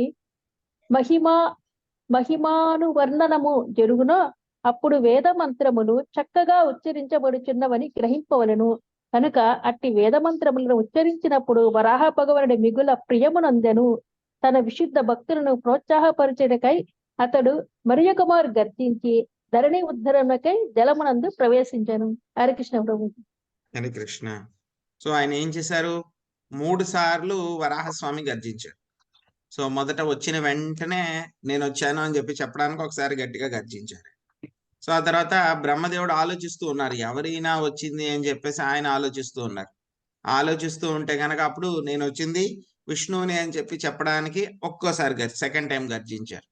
సో మళ్ళీ ఎప్పుడైతే గనక ఆ యొక్క ఋషులు మునులు వీళ్ళందరూ కూడా ఆయనకి ఆ యొక్క వేద మంత్రాల్లో ఉన్నటువంటి ప్రార్థనలన్నీ కూడా చేశారో, ఆయన వాటిలన్నిటిని కూడా అంగీకరిస్తూ అభివాదం చేస్తూ ఆయన ఇంకొకసారి ఆయన మూడోసారి ఆయన గర్జించారనమాట. సో ఇప్పుడే మనము చెప్పుకున్నాం. సో ఏం చెప్పుకున్నాము? ఈ యొక్క బ్రహ్మదేవుడి యొక్క నాసికారంధ్రం నుంచి ఆయన వచ్చారనమాట. యాక్చువల్గా స్వామి యొక్క శ్వాస అంటేనే వేదాలు అన్నమాట. స్వామి యొక్క శ్వాస వేదాలు. స్వామి యొక్క శ్వాస నుంచి వచ్చినటువంటి వేదాలని బ్రహ్మదేవుడు ఏం చేశారు? ప్రథమ విద్యార్థి ఆయన, ఆది విద్యార్థి. ఆయన ఏం చేశారు? వాటిని స్వీకరించారు. స్వీకరించిన తర్వాత మళ్ళీ ఎలా అయితే మనం గాలి పీల్చుకుని మళ్ళీ వదిలినట్టు, సో అలాగే బ్రహ్మదేవుడి యొక్క శ్వాసలోంచి మళ్ళీ ఈయన బయటకు వచ్చారు. ఎవరు వచ్చారు? వరాహస్వామి వచ్చారనమాట. అంటే ఏమిటి? ఆ యొక్క వేదాలని ఏదైతే కనుక ఆయనకి తీసుకున్నారో మళ్ళీ ఆయన బయటకు వచ్చారంటే కనుక ఆయన మళ్ళీ వేద స్వరూపుడు. సో వరాహస్వామి ఆ విధంగా వేద స్వరూపుడు ఆయన. సో ఆయన యొక్క రూపము యొక్క సూకర రూపంలో ఉంది అని చెప్పేసి మనకి యొక్క భౌతిక ప్రపంచంలో ఉన్నటువంటి సూకరంతో పోల్చకూడదు అనమాట. సో ఆయన ఏ రూపంలో ఉన్నా సరే ఆయన సంపూర్ణంగా పూర్తిగా ఆయన ఆధ్యాత్మికం అన్నమాట. సో ఎటువంటి భౌతిక పరమైనటువంటి కల్మషాలు కూడా ఉండవు. ఇంకా చెప్పాలంటే కనుక ఆయన పూర్తిగా వేద స్వరూపుడు అన్నమాట. సో ఏం చేశారు ఆయన? ఎప్పుడైతే కనుక గొప్ప ఋషులు మునులు కూడా ఆయన్ని ప్రార్థించారో, ప్రార్థించిన తర్వాత వెంటనే దాన్ని యాక్సెప్ట్ చేస్తున్నారు. ఎలా యాక్సెప్ట్ చేశారో? ఆయన మాట్లాడలేదు. సో వరాహ రూపంలో ఉన్నారు కాబట్టి స్వామి ఏం చేశారు?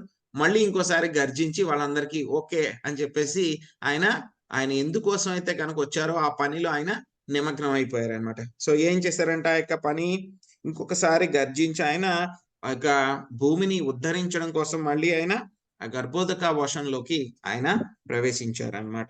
ఏం చేస్తున్నారో చూద్దాం.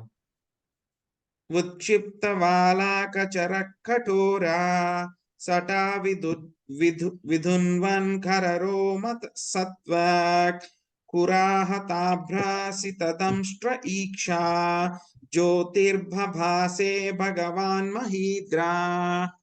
ధరణిని రక్షించుటకై జలమునందు ప్రవేశించుటకు పూర్వము వరాహమూర్తి తన వాలమును జళిపించుచు కఠోరమగు రోమములను కదిలించుచు ఆకాశమునకెగిరెను.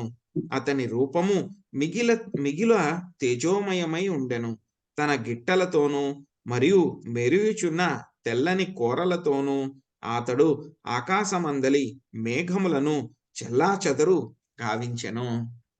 చదవమంటారు ప్రభుజీ? ఎస్ మాతాజీ, చదవండి. భాష్యంపై జై శ్రీల ప్రభుపాదుల వారికి జై. భక్తులు భగవాన్ని కీర్తించినప్పుడు అతని దివ్య కర్మలు వర్ణితమగుచుండును. వరాహ భగవాని దివ్య లక్షణములు కొన్ని ఇచ్చుట ఒసగబడినవి. ఊర్ధ్వలోకవాసులు భగవాన్ని కీర్తించినారనేది విషయమును బట్టి ఆ దేవదేవుని దేహము అత్యున్నతమగు బ్రహ్మలోకం మొదలుకొని సమస్త ఆకాశం వ్యాపించినదని అవగతం చేసుకొనవలెను. భగవాన్ని నయనములు సూర్యచంద్రులే అని బ్రహ్మ సంహిత యందు తెలుపబడినది. కనుకనే ఆకాశంపై అతడు దృష్టిని సారించుట అన్నది సూర్యుడు లేదా చంద్రుడు ప్రకాశమును కలిగించుట వలె అయినది. వరాహ భగవానుడు ఇచ్చట మహీంద్రః అని వర్ణించబడినాడు. అనగా పెద్ద పర్వతం లేదా ధరణిని పోషించువాడు అని భావం. అనగా భగవాని దేహం హిమాలయ పర్వతం అంత పెద్దదిను కఠోరమైనదిను అయి ఉండెను.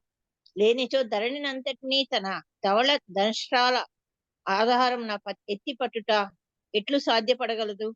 గొప్ప కృష్ణ భక్తుడు జయదేవ కవి ఈ ఉదంతమును తన ప్రార్థన యందు ఇట్లు గానము చేసి ఉన్నాడు. వసతి దసన శిఖరే ధరణి ధవలగ్న ససిని కలంక కలేవ నిమగ్న కేశవ ధృత సుకర రూప జయ జగదీశ హరే. వరాహ రూపమును అవతరించిన కేశవునకు అనగా శ్రీకృష్ణునకు జయమగు కాక. ధరణి అతని దంష్ట్రాల నడుమ నిలిచినప్పుడు అవి చంద్రుని పైన మచ్చల వలె గోచరించినవి. హరే కృష్ణ ప్రభుజీ, ధన్యవాదాలు. హరే కృష్ణ మాతాజీ. సో ఆయన ఏం చేశారు? ఆయన యొక్క దివ్య లీలలన్నీ కూడా ఇప్పుడు చేయడం మొదలు పెట్టారనమాట. సో ఆ యొక్క ధరణిని రక్షించడానికి ఆయన గర్భోదక సముద్రంలోనికి వెళ్ళడానికి ముందు ఆయన ఏం చేశారు, ఇంకా కొంచెం లీలలు ఆయన చేయడం జరిగింది అనమాట. సో ఆ యొక్క లీలల్ని మనకి ఈ యొక్క శ్లోకంలో మనకి చెప్తున్నారనమాట. సో ఏం చేశారంటే ఆయన యొక్క వరాహమూర్తి వెంటనే ఆయన ఆకాశంలోకి ఆయన ఎగిరారంట. ఎగిరి ఆయన యొక్క తోకని ఆడించారంట, బాగా చలిపించారు. సో ఆ తర్వాత ఏం చేశారు, ఆయన యొక్క ఏవైతే శరీరంపై ఉన్నటువంటి రోమాలు ఏవైతే ఉన్నాయో వాటిలన్నిటిని కూడా కదులుస్తూ ఉన్నారంట. కదులుస్తూ ఏం చేశారు, ఆయన ఆకాశంలో ఎగిరారంట. సో ఆ యొక్క రూపం ఎలా ఉందంట, మామూలుగా మనకు తెలిసినటువంటి వరాహ రూపాలు ఎలా ఉంటాయి, నల్లగా ఉంటాయి, అవన్నీ చాలా చిరాగ్గా ఉంటాయి. కానీ ఆయన యొక్క రూపం ఎలా ఉంది, శ్వేత వరాహము, చాలా ప్రకాశవంతంగా వెలిగిపోతూ ఉందన్నమాట. సో ఇంకా ఆయన ఏం చేశారు, యాక్చువల్గా మనకి తెలిసినటువంటి సూకరాలు కాకుండా అడవిలో ఉండేటువంటి సూకరాలకైతే కనుక వాటికి ఇలాగా కూరలు ఉంటాయి అన్నమాట కొంచెం. సో అలాగా అటువంటి రూపం అన్నమాట. సో ఏం చేశారు, ఆయనకి ఒక వరాహస్వామికి ఆ యొక్క కూరలు కూడా ఉన్నాయన్నమాట. అవి ఎలా ఉన్నాయంటే కనుక తెల్లగా ఉన్నాయంట అవి. సో ఆయనకి గిట్టలతోనూ ఆ యొక్క కూరలతోనూ ఏం చేశారు, ఆయన కొంచెం ప్రాక్టీస్ అన్నమాట ఆయనకి. సో ఎలా అయితే కనుక స్విమ్మింగ్ చేయడానికి, ఎక్సర్సైజ్ చేయడానికి, మనం పెద్ద పనులు చేయడానికి ముందు వామప్ ఎక్సర్సైజ్లు చేస్తాం కదా. సో అలా ఆయన ఏం చేశారు అంటే కనుక ఈ యొక్క ఆకాశంలో ఆ యొక్క మేఘాలు ఏవైతే ఉన్నాయో వాటిలన్నిటిని కూడా చెల్లాచెదరు చేశారనమాట ఆయన ఆ విధంగా. సో ఇక్కడే చెప్తున్నారు, మనం అర్థం చేసుకోవాలన్నమాట. ఊర్ధ్వలోకంలో ఉన్నటువంటి వాళ్ళందరూ కూడా ఆయన ప్రార్థించారు. ఆయన వచ్చినప్పుడు ఎంత సైజులో ఉన్నారు, ఆయన అంగుష్టం, ఒక చిన్న 1 ఇంచ్లో ఉన్నారు. ఆ తర్వాత ఏం చెప్పారు, ఒక పెద్ద ఏనుగంత సైజులో అయ్యారు అని చెప్తున్నారు. సో ఆ తర్వాత మళ్ళీ ఇప్పుడు ఏం చెప్తున్నారు, ఆ యొక్క అన్ని లోకాల్లో ఉండేటువంటి వాళ్ళందరూ కూడా చూడగలిగారు. ఉన్నత లోకాల్లో ఉండేటువంటి వాళ్ళందరూ చూడగలిగారంటే ఏంటి, అంత చిన్నగా ఉంటే కనుక, ఒక ఏనుగులాగా ఉంటే కనుక వాళ్ళందరూ కూడా చూడలేరు. ఎందుకంటే అంత దూరం నుంచి ఆ యొక్క ఏనుగు సైజు ఉన్నదాన్ని చూడాలంటే చాలా చిన్నగా ఉంటుంది, కనపడదు. సో వాళ్ళందరికీ కూడా కనపడుతుంది అంటే కనుక ఏంటి, ఆయన ఆకాశం అంత పెద్దగా అయిపోయారు అనమాట. సో అంత పెద్దగా అయిపోయారు అని చెప్పి చెప్తున్నారు. సో ఇక్కడ ఏం చెప్తున్నారు, ఆయన మహీద్ర అని అంటున్నారు అనమాట. అంటే పెద్ద పర్వతము, లేకపోతే గనక ధరణిని పోషించువాడు అని అర్థం అనమాట. యాక్చువల్గా మనకి తెలిసినటువంటి చాలా పెద్ద పర్వతాలు ఏమిటి అని అంటే కనుక మనం ఏం చెప్తాము, హిమాలయ పర్వతాలు అని చెప్పి చెప్తాం. యాక్చువల్గా మన యొక్క నాలెడ్జ్ లో ఉన్న హిమాలయ పర్వతాలు కాకుండా ఇంకా ఆ యొక్క మేరు పర్వతం దగ్గర ఇంకొక హిమాలయ పర్వతాలు కూడా ఉంటాయి అన్నమాట. పేరు చూస్తాం కదండి, అమరావతి అనేటువంటి పేరు చాలా చోట్ల ఉంటాయి. మహారాష్ట్రలో కూడా ఉంది, ఆంధ్రప్రదేశ్లో కూడా ఉందండి. సో అలాగే హిమాలయ పర్వతాలు అనేటువంటిది మనకు తెలిసినటువంటి హిమాలయ పర్వతాలు ఒకటి. అవి కాకుండా ఇంకొక హిమాలయ పర్వతాలు ఉన్నాయన్నమాట. మేరు పర్వతానికి దక్షిణం వైపు ఉంటాయన్నమాట. సో ఆ హిమాలయ పర్వతాలు ఇంకా పెద్దగా ఉంటాయి అన్నమాట. మనకి తెలిసినటువంటి హిమాలయ పర్వతాల కంటే మనకి హిమాలయ పర్వతాలే చాలా పెద్దగా ఉన్నాయి. సో ఈ పర్వతాల కన్నా ఇంకా పెద్దగా ఉండే హిమాలయ పర్వతాలు ఇంకా ఉంటాయి అన్నమాట. సో ఆ హిమాలయ పర్వతాలని కాకుండా మొత్తం యొక్క భూమండలం ఏదైతే ఉందో మొత్తం భూమండలాన్ని అంతా కూడా ఆయన ఏం చేశారు, తన యొక్క ఆ యొక్క సూకరానికి ఉన్నటువంటి మూతి మీద ఉన్నటువంటి కోరల మీద ఇలాగనమాట, దాని మీద ఆయన మొత్తం లిఫ్ట్ చేశారనమాట. అంటే ఆయన సైజ్ ఇంకెంత పెద్దగా ఉండాలి, వరాహస్వామి యొక్క సైజ్ పర్వతాన్నే కాకుండా మొత్తం భూమినంతటినీ కూడా ఎత్తగలిగేటువంటిది. ఆయనకు ముఖం మీదే ఆయన మొత్తం భూమినంతటిని, భూమి కూడా అనకూడదు, భూమండలాన్ని అంతా కూడా ఆయన ఎత్తగలిగారనమాట. అంత పెద్దగా ఆయన ఉన్నారనమాట. అందుకే జయదేవ గోస్వామి చాలా చక్కగా వర్ణిస్తారనమాట ఇది. వసతి దశన శిఖరే ధరణి తవ లగ్న శశిని కలంక కలేవని మగ్న కేశవద్రుత సూకర రూప జయ జగదీశ హరే జయ జగదీశ హరే. వరాహ రూపమున అవతరించిన కేశవునకు శ్రీకృష్ణునకు జయమగుగాక. ధరణి అతని దంష్ట్రల నడుమున నిలిచినప్పుడు అవి చంద్రుని పైని మచ్చల వలె గోచరించినవి. చూడండి ఎంత బాగా చెప్తున్నారు. శశిని కలంక కలేవని మగ్న అని చెప్పి చెప్తున్నారు అనమాట. ఘ్రాణేన పుర్ధ్వాం పదవీం విజిఘ్రన్ క్రోడ అపాదేశ స్వయం మధ్వరాంగ కరాల దంష్ట్రోప్య కరాల దృగ్వ్యా ముద్వీక్ష్య విప్రాన్ గృణతో విసత్కం.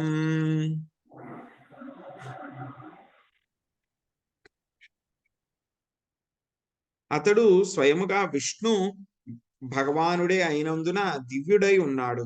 అయినను వరాహ రూపమును ధరించిన కారణమున అతడు ఘ్రాణము ద్వారా ధరణి కొరకై వెదికెను. అతని దంష్ట్రలు భయంకరముగా నుండెను. ప్రార్థనలను కావించడి భక్తులకు విప్రులను గాంచుచు అతడు జలమున ప్రవేశించెను. హరే హరే కృష్ణ ప్రభుజీ. ఓకే చదివించు. లక్ష్మీదేవి మాత చదవండి, తర్వాత శ్లోకం మీరు చదవండి మాతాజీ. నాగం సునీత మాతాజీ. Thank you Prabhuji. భాష్యం. సూకర దేహమనున్నది భౌతికమైనప్పటికీ మాత్రము భౌతికముగా కలుషితమైనది కాదని మనము సర్వదా జ్ఞప్తియందు ఉంచుకోవడం. సత్యలోకము మొదలుకొని ఆకాశమంతయు విస్తరించినట్టి బ్రహ్మాండమగు రూపమును ధరించుట ఏ మత్యలోక సూకరమునకును సాధ్యము కానటిది. భగవానుని దేహము అన్ని పరిస్థితుల యందును దివ్యమైనదే. అనగా వరాహ రూపధారణము కేవలం అతని లీల మాత్రమే. అతని దేహము వేదమయము, దివ్యము. కానీ వరాహ రూపమును ధరించిన కారణం అతడు వరాహము వలె వాసన చూచుచు ధరణి కొరకై వెదకనారంభించను. అనగా భగవానుడు ఏ జీవుని పాత్ర పోషణనైనను చక్కగా చేయగలడు. బ్రహ్మాండమైనట్టి వరాహ రూపమును భక్తులకు నిక్కముగా పరమ భయానకమైన విశుద్ధ భక్తులకు మాత్రము భయమును కలిగించినట్టుది కాదు. భయమును కలిగించడి మాట అటుంచి ఆ భగవానుడు తన భక్తులపై ఎంతటి ప్రసన్నతతో దృష్టిని సారించనగా వారందరూ దివ్యానందమును అనుభవింపగలిగిరి. హరే కృష్ణ ప్రభుజీ. ధన్యవాదములు. హరే కృష్ణ మాతాజీ, ధన్యవాదాలు. సో ఆ యొక్క వరాహ రూపాన్ని ధరించింది ఎవరు? స్వయంగా ఆయన విష్ణు భగవానుడే అన్నమాట. అందుచేత ఆయన ఎప్పుడు కూడా దివ్యుడే అన్నమాట. సో చాలా మంది మాయావాదులు, సో ఎవరైతే కనుక ఏదైతే కనుక ఉంటుందో అతనికి రూపమే లేదు అని చెప్పి నిరాకారవాదులు ఎవరైతే ఉంటారో వాళ్ళందరూ కూడా ఏమంటారు? సో వీళ్ళందరూ కూడా ఒక శూకరాన్ని పూజిస్తూ ఉంటారండి. శూకరం అయితే కనుక మనం చూస్తే ఎవరైనా సరే శూకరాన్ని ఎవరైనా వాళ్ళ ఇంట్లోకైనా తెచ్చుకుంటారా, ముట్టుకుంటారా కనీసము? కానీ వీళ్ళు ఏం చేస్తున్నారు? ఈ యొక్క శూకరాన్ని పూజిస్తున్నారు అని చెప్పి వాళ్ళు అవహేళన చేస్తారనమాట. కానీ ఏంటంటే వాళ్ళకి ఈ యొక్క జ్ఞానం అనేటువంటిది లేదనమాట. వాళ్ళకి యొక్క జ్ఞానం లేదు. ఎందుకంటే కనుక భగవంతుడి రూపము ఎప్పుడు కూడా అది సంపూర్ణంగా ఆధ్యాత్మికము. సో ఆ యొక్క రూపానికి మన భౌతిక పరమైనటువంటి కల్మషాలు ఏవి కూడా అంటుకోవు. సో అని చెప్పి మనం ఎప్పుడు కూడా గుర్తుపెట్టుకోవాలన్నమాట. సో మామూలుగా మనకు తెలిసినటువంటి శూకరం అయితే కనుక ఎంత ఉంటాయి? మనకు తెలిసిందైతే కనుక అడవిలో ఉండేటువంటి శూకరాలు అయితే కనుక మహా అయితే కనుక ఒక ఏనుగు కన్నా ఎక్కువ సైజు ఉండదు అనమాట. కానీ ఈ యొక్క స్వామి యొక్క శూకర రూపాన్ని, వరాహ రూపాన్ని తీసుకున్నప్పుడు ఆయన యొక్క సైజ్ ఎంత ఉంది? మొత్తం సత్యలోకం కన్నా కూడా పెద్దగా ఉందన్నమాట. ఇప్పుడే మనం చెప్పుకున్నాం, హిమాలయ పర్వతాలతో ఉన్నటువంటి భూమండలాన్ని అంతటిని కూడా ఆయన యొక్క దంష్ట్రాకరాలం, ఆయన యొక్క మూతి పైన ఉన్నటువంటి రెండు కొమ్ముల మధ్యలో ఆయన పెట్టి లిఫ్ట్ చేయగలిగారంటే ఆయన ఇంకా ఎంత పెద్దగా ఉన్నారో మనము అర్థం చేసుకోవాలి. దీన్ని బట్టి ఏం చేయాలి? మనం ఏం అర్థం చేసుకోవాలంటే ఆయన సామాన్యమైనటువంటి వ్యక్తి కాదు, ఆయన సామాన్యమైనటువంటి రూపం కాదు. సామాన్యంగా భౌతిక పరమైనటువంటి రూపాలని ఎవరు కూడా వాళ్ళు ఈ విధంగా స్వీకరించలేరు అని చెప్పి మనము అర్థం చేసుకోవాలన్నమాట. స్వామి ఏం చేస్తూ ఉంటారు? ఆ యొక్క రూపం ప్రకారము ఆయన చేస్తూ ఉంటారు. అది ఆయన యొక్క లీల అన్నమాట. ఆ యొక్క రూపంలో ఏ విధంగా అయితే చేయాలో ఆ విధంగా నేను చేస్తూ ఉంటారన్నమాట. శూకరాలు ఏం చేస్తాయి? వాటికి కావాల్సినవి తెలుసుకోవడానికి వాటి యొక్క ముక్కుని, నాసికనవి వాడతాయి అన్నమాట. అదే విధంగా స్వామి కూడా ఏం చేశారు? ఆయనకి అన్ని తెలుసు ఎక్కడుందో భూమి అని చెప్పేసి. అయినా సరే ఆయన ఏం చేశారు? భూమి ఎక్కడుంది అని వెతకాలని చెప్పి ఆయన నాసికతోటి ఆయన ఘ్రాణము చేస్తూ, అంటే కనుక ఆ యొక్క వాసన పీల్చుకుంటూ భూమి ఎక్కడ ఉంది అని చెప్పి ఆయన వెతుక్కుంటూ ఆయన ఏం చేశారంట? ఆ యొక్క జలాల్లో ఆయన ప్రవేశించారంట. సవజ్ర కూటాంగ నిపాత వేగ విశీర్ణ కుక్షిస్తనయన్ను ద్వంద్వాన్ ఉత్సృష్ట రిభుజైరివార్త శుక్రోశ యజ్ఞేశ్వర పాహిమేతి.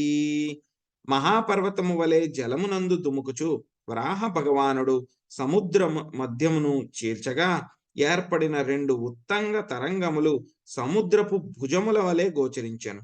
ఓ యజ్ఞేశ్వర, నన్ను 2 ముక్కలుగా విభజింపకము, దయతో నాకు రక్షణమునొసగము అని ప్రార్థించుచున్నట్లుగా సముద్రము బిక్కరగా ఆక్రందించెను. సునీత మాతాజీ చదవండి. హరే కృష్ణ ప్రభుజీ. భాష్యం బై శిలప్రభాత్జీ. పర్వతము వంటి దివ్య వరాహ దేహము నీటబడినప్పుడు మహాసముద్రము సైతము కల్లోలితమయ్యను. మృత్యువు ఆసన్నమైనదన్న చందమున అది మిగుల భీతి చెందినట్లు గోచరించను. హరే కృష్ణ ప్రభుజీ. హరే కృష్ణ. సో చిన్నప్పుడు ఏం చేస్తూ ఉంటాం, మనము ఆట ఆడుకుంటూ ఉంటాం అన్నమాట. సో చిన్నప్పుడు ఏం చేస్తూ ఉంటాం మనం, వర్షం వచ్చినప్పుడు అది కూడా ఏం చేస్తాము, అక్కడ రోడ్డు మీద నీళ్ళు అవన్నీ కూడా వచ్చినాయి అనుకోండి. సో రోడ్డు మీద నీళ్ళు అవన్నీ కూడా వచ్చినాయి అనుకోండి, మనం ఆడుకుంటూ ఉంటాం. వాటిలోకి ఒక పెద్ద రాయి వేసి సరదాగా చూస్తాం అనమాట. చేసినప్పుడు ఏమవుతుంది, ఆ నీళ్ళన్నీ కూడా పైకి చల్లుతాయి అనమాట, బాగా పైకి వస్తాయి అనమాట. సో ఒక్కొక్కసారి ఏం చేస్తాం, బాగా పెద్ద రాయి వేస్తే కనుక ఏమవుతుంది, ఆ వాటర్ పడలు ఏదైతే ఉంటుందో, ఆ బురద నీళ్ళు ఏవైతే ఉంటాయో అవి ఆ నీళ్లు ఆ పెద్ద రాయి పడితే కనుక ఏమవుతుంది, అది 2 పార్ట్స్ కింద డివైడ్ అయిపోయి మొత్తం ఆ నీళ్ళన్నీ కూడా బాగా పైకి వస్తాయి అన్నమాట. సో అలాగే మనం ఇప్పుడే చెప్పుకున్నాం, ఆయన యొక్క రూపం ఎంత పెద్దగా ఉంది. ఒక పెద్ద రాయి వేస్తేనే ఏమవుతుంది, నీళ్లు మొత్తం డివైడ్ అయిపోయి 2 ముక్కల కింద అయిపోతాయి మనకి. సో అలాంటిది ఆయన అంత పెద్దది, ఒక హిమాలయ పర్వతాల కన్నా కూడా ఆయన పెద్ద రూపం అన్నమాట. ఆయన ఏం చేశారు, ఆకాశంలో కాసేపు ఆడుకున్నారు. ఆయన మేఘాలతోటి అది గిట్టలతోటి అది ఆయన ఆడుకున్నారు. ఆడుకుని ఏం చేశారు, ఒకేసారి ఆ యొక్క గర్భోదక సముద్రంలోకి ఆయన జంప్ చేశారన్నమాట, దూకారన్నమాట. అంత పెద్ద రూపము బలంగా దూకితే కనుక ఏమవుతుంది, మొత్తం గర్భోదక సముద్రం అంతా కూడా 2 ముక్కల కింద చీలిపోయినట్టు అయిపోయిందంట. సో నీళ్లు మనం ఒక నీటిలో ఇలా రాయేస్తే కనుక ఏమవుతుంది, 2 వైపుల నుంచి కూడా నీళ్లు బాగా పైకి వస్తాయి. సో అలాగే గర్భోదక సముద్రంలో ఆయన దూకినప్పుడు కూడా 2 ముక్కల కింద అయిపోయినట్టు అయిపోయి ఆ నీళ్ళన్నీ కూడా ఆయనకి 2 వైపులా కూడా ఇలాగ బాగా పైకి వచ్చేసినాయి అన్నమాట. సో అవి ఏం చేసినాయి అంట, సో యజ్ఞేశ్వర, నన్ను ముక్కలుగా విభజించుకుము, దయతో నాకు రక్షణ మొసగము అని చెప్పి ఆ యొక్క సముద్రము గట్టిగా అరిచిందనమాట. అంత పెద్ద శబ్దం వచ్చిందనమాట. సో తర్వాత ఆయన దూకిన తర్వాత వరాహస్వామి ఇంకా ఏం చేశారు అనేటువంటిది మనము రేపు తెలుసుకుందాం అండి. హరే కృష్ణ.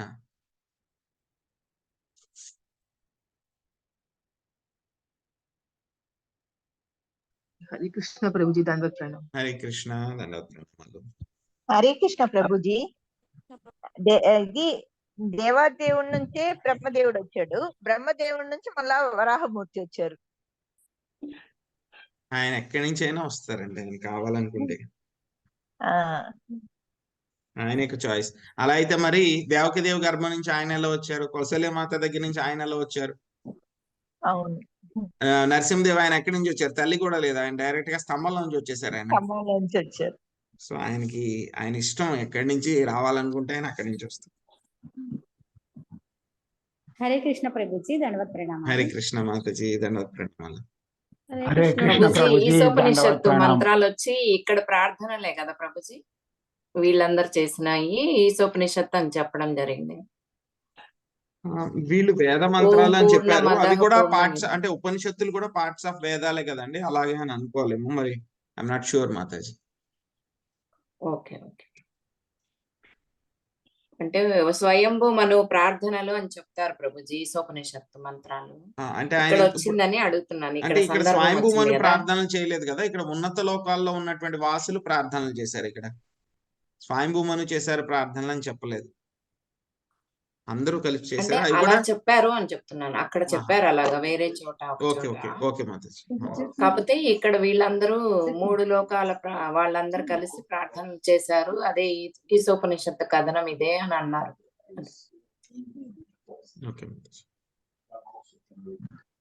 ప్రభుజీ, అప్పుడు మనం ఈ స్వయంభు మనవు శతరూప వాళ్ళ సంతానం మరలా వచ్చేసేసి ఆ రుద్రులు వచ్చారు కదా, వాళ్ళ సంతానమే ఈ భూలోకం అంతా ఉందంటారా?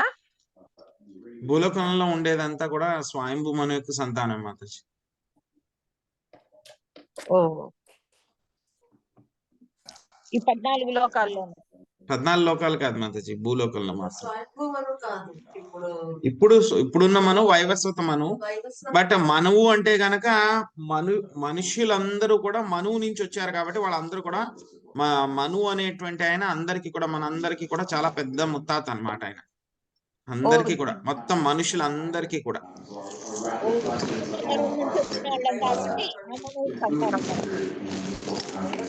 ఇప్పుడు వైవస్వత మను ఉన్నారు మాతాజీ. అదే ఆయన సంతానం. అవునండి, అవును, భూలోకంలో ఉండే వాళ్ళందరూ. అవునండి, మనం అందరం కూడా మను యొక్క సంతానం. తర్వాత ఇంకొక రిక్వెస్ట్ ప్రభుజీ, సండే క్లాస్ పెడతా అన్నారు మాతాజీ, అది కొంచెం తొందరగా పెట్టేస్తే బాగుంటుంది, 7 to 8 అట్లా.